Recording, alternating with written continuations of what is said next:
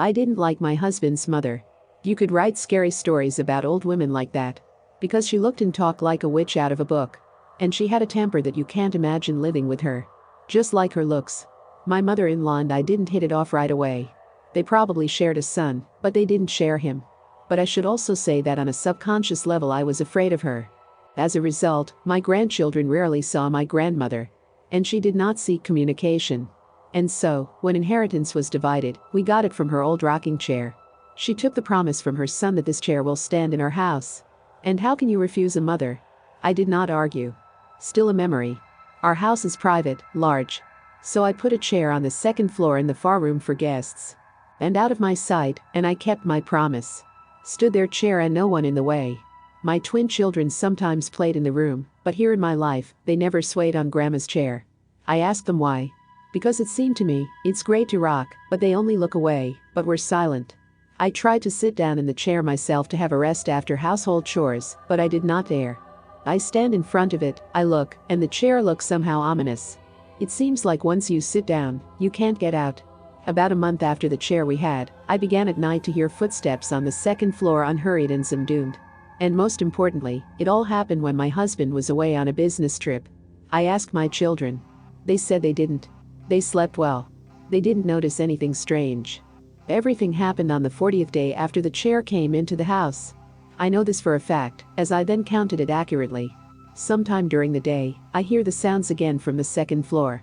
My heart just skipped a beat.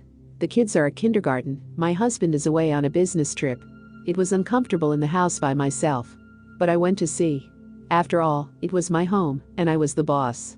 Without thinking twice, I went straight to the room where the chair was. I went in and saw that the chair itself is rocking frantically back and forth, back and forth. I froze on the threshold. The movements of the chair were hypnotizing. I had no strength to move. And then chance helped. It was a bright, sunny day. And just then the sun peeked out from behind a small cloud and began to shine through the window. It turned out that, like a photograph, the shadow of a chair appeared on the opposite wall. I noticed it out of the corner of my eye. And it turned out that if I looked at the shadow of the armchair on the wall, I could see that it was not empty. There was a woman sitting in it, all black, in a heavy dress and veil covering her face. I wanted to scream, but I could not breathe. The chair swung one last time and stood still.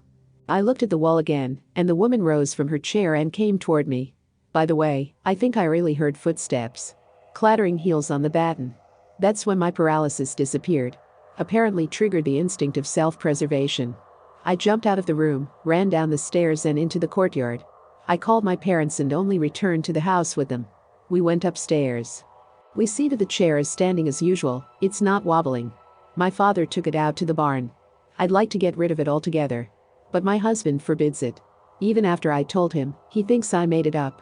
But now I hear every night, as in the barn, the chair is rocking back and forth, and close to midnight someone starts to walk there. Please like this video and subscribe to the channel not to miss new stories. Write in the comments whether you like the story or not.